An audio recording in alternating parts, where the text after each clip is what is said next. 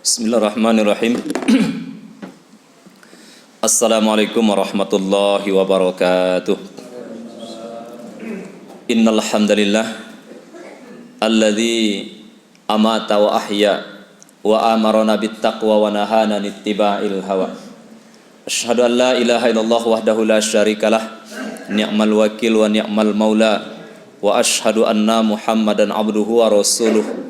May yunkiruhu faqad dhalla dhalalan ba'ida. Wa sallallahu ala Muhammadanil Mustafa alladzi la yantiqu anil hawa in huwa illa wahyu yuha wa ala alihi wa ashabihi ahli sidqi wal wafa amma ba'd.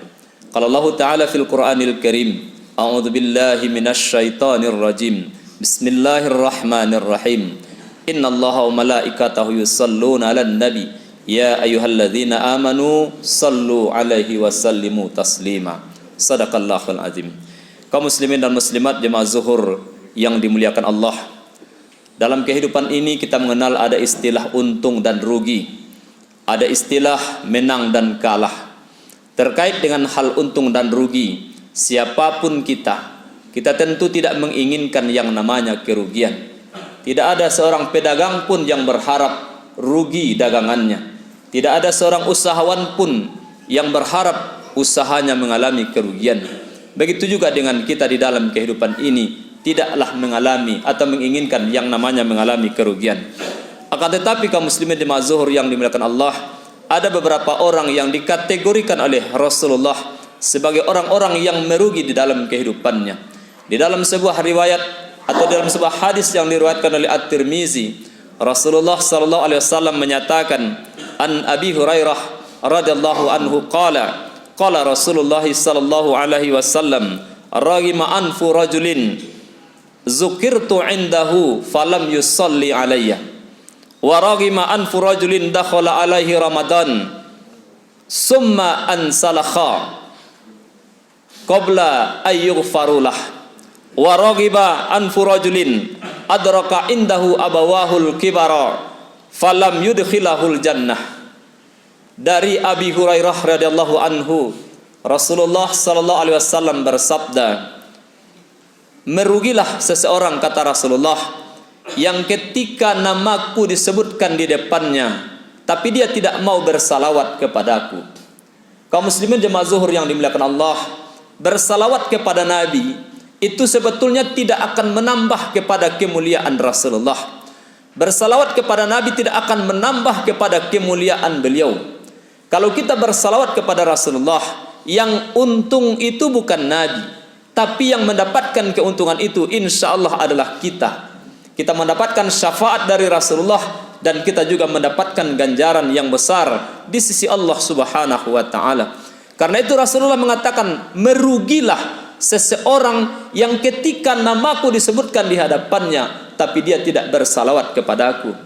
Di dalam Al-Quran surah Al-Ahzab dikatakan oleh Allah, innallaha wa malaikatahu yusalluna 'alan nabi ya ayyuhalladzina amanu sallu alaihi wa sallimu taslima. Sesungguhnya Allah dan malaikat-malaikatnya bersalawat kepada Nabi. Karena itu hai kaum muslimin, hai orang-orang yang beriman, kata Allah, bersalawatlah kalian dan ucapkanlah ucapan penghormatan kepadanya. Yang kedua yang dikatakan merugi, kata Rasulullah, adalah waraghima anfun rajulin dakhala alaihi ramadan summa ansalakha fala yukfarulah. Seseorang yang masuk ke dalam bulan Ramadan, dia mendapatkan Ramadan dan berakhir bulan Ramadan, akan tetapi dia tidak mendapatkan ampunan dari Allah Subhanahu wa taala. Kaum muslimin jemaah zuhur yang Allah muliakan, betapa ruginya seseorang yang mendapatkan Ramadan tapi tidak memperoleh ampunan dari Allah. Padahal pintu ampunan dibukakan oleh Allah selebar-lebarnya, seluas-luasnya. Dalam satu hadis Nabi kita mengatakan, man shoma ramadhana imanan wahtisaban ghufira lahu ma taqaddama min dzambih. Siapa yang mempuasakan Ramadan dengan penuh keimanan dan perhitungan, diampunkan dosa-dosanya yang telah berlalu. Itu pada siang hari.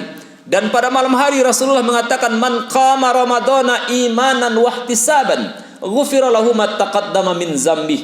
Siapa yang mendirikan malam-malam Ramadan dengan penuh keimanan dan perhitungan, diampunkan dosanya yang telah berlalu. Lalu kenapa ada di antara kita yang bisa saja tidak mendapatkan ampunan dari Allah Subhanahu wa taala? Hal ini tentu kaum muslimin disebabkan karena ibadah puasa yang dia lakukan tidak ada nilainya di sisi Allah. Tidak ada pahalanya diberikan Allah Subhanahu wa taala. Nabi kita mengatakan dalam hadis yang lain, rubba shaimin laisa lahu min siyamih illal ju' wal atas. Betapa banyak orang yang berpuasa tidak mendapatkan apapun dari puasanya kecuali hanya lapar dan haus. Kaum muslimin jemaah zuhur yang Allah muliakan, dalam Islam puasa tidak sebatas menahan diri dari lapar dan haus.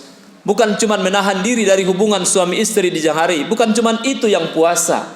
Tapi bagaimana kita mengendalikan mulut kita dari bergibah, mengendalikan mulut kita dari berbohong, mengendalikan mulut kita dari bersumpah berjanji palsu, mengendalikan tangan kita dari berbuat maksiat, dari mengurangi ukuran takaran dan timbangan. Bahkan bagaimana kita mengendalikan pikiran-pikiran kita, persangka-persangka kita dari hal-hal yang tidak dibenarkan di dalam agama kita.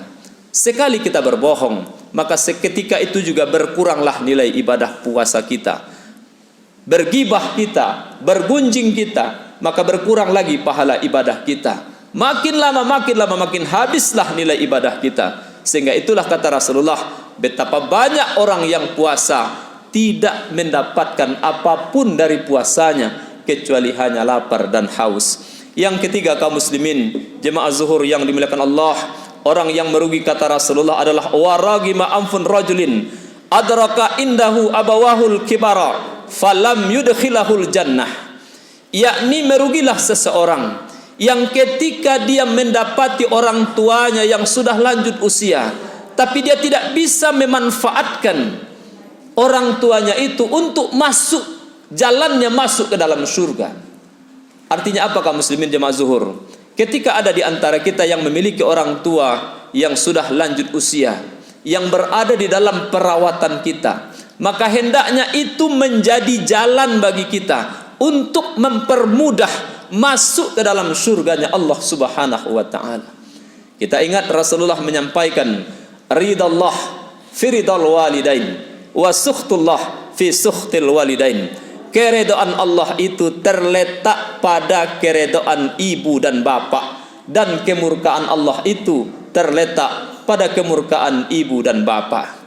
Kaum muslimin jemaah zuhur yang dimuliakan Allah, jadi kalau kebetulan kita merawat orang tua kita, janganlah bersedih, janganlah merasa kita seperti dijadikan budak atau apalah kata-kata kasar lainnya. Tapi jadikanlah itu sebagai jalan bagi kita untuk mendapatkan surganya Allah. Setiap kali kita merawat, setiap kita membersihkan badannya, setiap kita mengasuhnya, maka yakinlah di situ tersedia pahala yang besar dari Allah Subhanahu wa taala. Dan satu hal yang kita harus ingat adalah, walau bagaimanapun kita berkorban berbakti untuk ke orang tua kita, itu belumlah bisa membayar setetes darah mereka yang tertumpah karena melahirkan, mengasuh dan merawat kita. Semoga Allah Subhanahu wa taala yang Maha Pemurah, Pengasih dan Maha Penyayang menjauhkan kita semua dari hal-hal yang dirugikan ini.